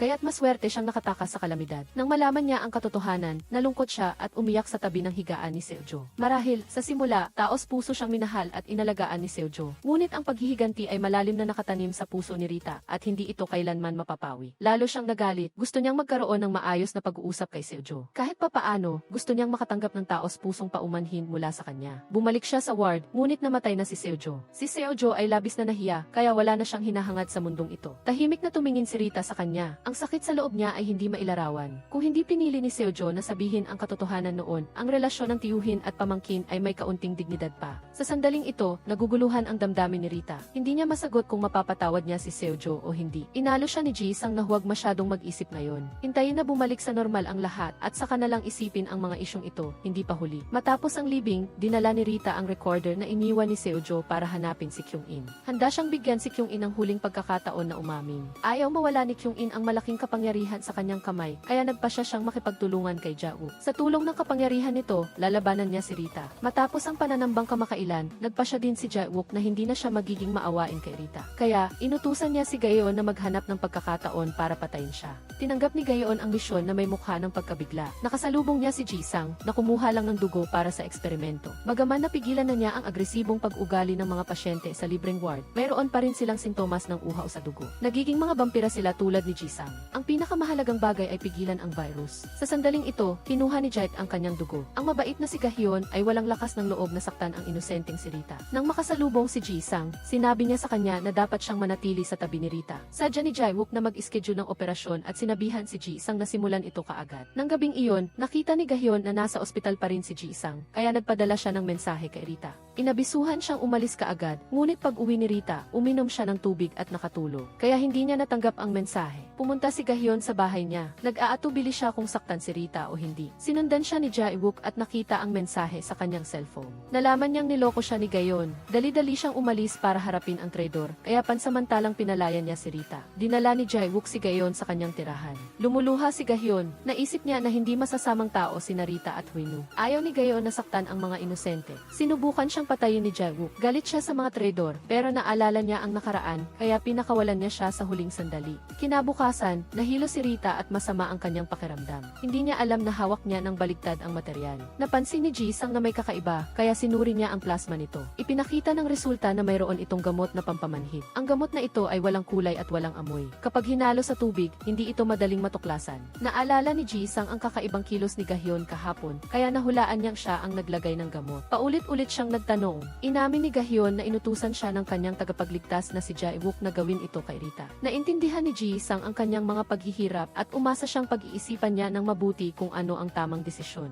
Sa pagkakataong ito, dahil sa kabaitan ni Gaeon, hindi mapatay ni Jae-wook si Rita. Ang pinakaayaw niya ay ang pakikiramay. Si In-ho lang ang nakakatugon sa kondisyon ni Jae-wook. Ipinahanap niya si In-ho. Sa kanyang obserbasyon, marahil ay nakamit na ni Ji-sang at Huinoo ang mga resulta ng pananaliksik. Utusan ni Jae-wook si In-ho na maghanap ng pagkakataon na agawin ang data sa kanila. Hindi siya nagkamali. May tagumpay nga si Huinoo sa pananaliksik at nakahanap ng panlunas sa virus. Tiningnan niya ang data sa file. Tila hindi maganda ang resulta. Dahil nalalapit na ang kaarawan niya, dinala siya ni Huinoo sa isang tindahan para bumili ng damit. Sa sandaling iyon, nakatanggap si Ji-sang ng isang anonymous na mensahe. Nang malaman niyang nasa panganib si Vita, dali-dali siyang umalis at nahulog sa bitag na inihanda nila. Si Huino ay naging target ni Inho. Sinaktan niya si Huino ng malubha at kinuha ang mga resulta ng pananaliksik. Pagkatapos, mayabang siyang tumawag kay Jisang. Pagbalik ni na Jisang at Rita, nakita na lang nila si Huino na nakahandusay at walang buhay. Ang galit sa loob ni Jisang ay biglang sumiklab. Ibinigay niya si Huino kay Rita at pumunta siya sa bahay ni Jae-wook. Nakinig siyang makipaglaban sa mga tauhan ni Jae-wook. Dahil sa dami ng mga kalaban, sinamantala nila ang sandali nang hindi nakatingin si Jisang at ineksyonan siya ng gamot. Hindi siya tumigil hanggang sa wala na siyang lakas para lumaban. Lumuhod si Jisang sa harap ni Jae-wook na parang isang alipin. Tumawag siya sa kanyang tauhan. Inulat ng kausap niya ang mga kilos ni Rita. Malinaw na ipinabantay niya ito. Ayaw na ni Jisang na mawalan pa ng mahal sa buhay, kaya pansamantala niyang itinigil ang paghihiganti. Pag-uwi niya, nakita niyang ligtas si Rita, kaya nakahinga siya ng maluwag. Nagbantay silang dalawa kay Huino. Hinawakan ni Jisang ang kamay ni Huino. Sa susunod na buhay, siguradong ipapanganak ka sa isang lugar na malayo sa akin, sa isang lugar na hindi tayo magkikita. Matapos mamatay si Huino, nagbigay si Jae-wook ng huling mensahe kay Gayon. Inutusan niya siyang patayin si Rita. Nakaupo si Rita sa harap ng computer at tiningnan ang 100 questions and answers about vampires na ginawa niya. May tanong doon na, kung kailangan nilang umalis, ano ang huling gusto nilang gawin? Sumagot si Jisang na gusto niyang panoorin ang pagsikat ng araw kasama ang taong mahal niya. Biglang may naramdaman si Rita. Lumitaw si Gayon at Chunhan at binuhat siya palayo. Hindi makita ni Jisang si Rita, kaya pumunta siya kay Jae-wook para hanapin siya. Inutusan niya si Jisang na lutasin ang mga epekto sa mga pasyente, o kung hindi ay hindi magtatagal ang buhay ni Rita. Sa katunayan, hindi sinaktan ni Gayon at Chunhan si Rita ayon sa utos ni Jae-wook, kundi dinala siya sa bahay ni Jisang at pidrotektahan. Si Gayon ay may kakayahang makita ang tama at mali. Napagtanto niya na si Jae-wook ay nagiging baliw at lahat ng kanyang ginagawa ay galing sa kanyang pagiging makasarili. Ayaw nang tumulong ni Gayon sa masamang tao.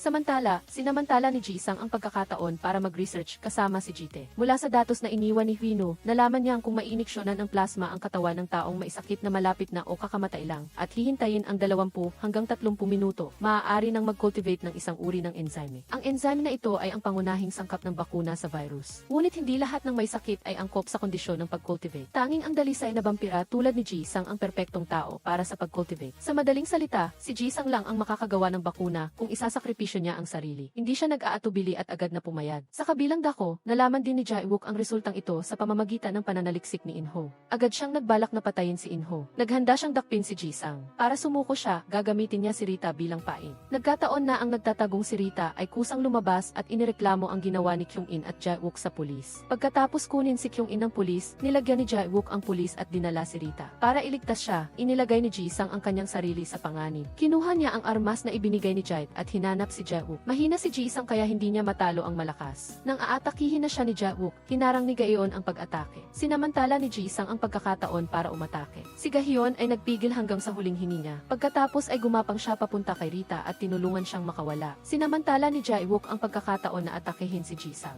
Kasabay nito, itinurok niya ang iniksyon sa katawan ni Jae-wook. Matapos matalo si Jae-wook, dinala si Jisang sa ospital para hanapin si Jae. Pagkatapos siyang pagsabihan ng dalawa, napigilan ni Jae ang kanyang lungkot. Ginamit niya ang katawan ni Jisang para magpatuloy sa paggawa ng bakuna. Aayaw sana ni Rita, pero pinilit siya ni Jisang kaya tinanggap niya ang katotohanan. Pumunta silang dalawa sa bubong ng ospital at pinanood ang magandang pagsikat ng araw. Sa sandaling kasama niya ang kanyang mahal, bigla siyang hindi natakot. Kung nalaman lang niya na ganito pala ang magmahal, sana'y mas maaga niya itong nalaman. Pagkatapos, dahan-dahang sumikat ang araw. Ang kanyang buhay ay malapit na ring magwakas. Bagaman hindi ito matagal, maswerte pa rin siyang naging tao muli. Mahal kita, mahal din kita. Pagkatapos noon, mag-isa si Rita na bumisita sa batang iniligtas ni Jisang. Noon, nagplano sila na pumunta rito ng magkasama. Ngunit ngayon, mag-isa na lang si Rita na ginawa ito. Hating gabi, naglalakad siya sa kalye at napansin niyang may ilang vampira na sumusunod sa kanya. Sa kritikal na sandali, isang lalaking mahusay sa martial arts ang lumitaw at iniligtas siya. Iniabot niya ang kanyang kamay kay Rita. Ang taong iyon ay kamukhang-kamukha ni Jisang. Tapos na ang pelikula. Sapat na para sa araw na ito. Malugod na tinatanggap ang likes at comments. Bawat araw sa tamang oras, mag-check-in. Ang channel ng pelikulang iti ay palaging nasa iyong labi. Paalam!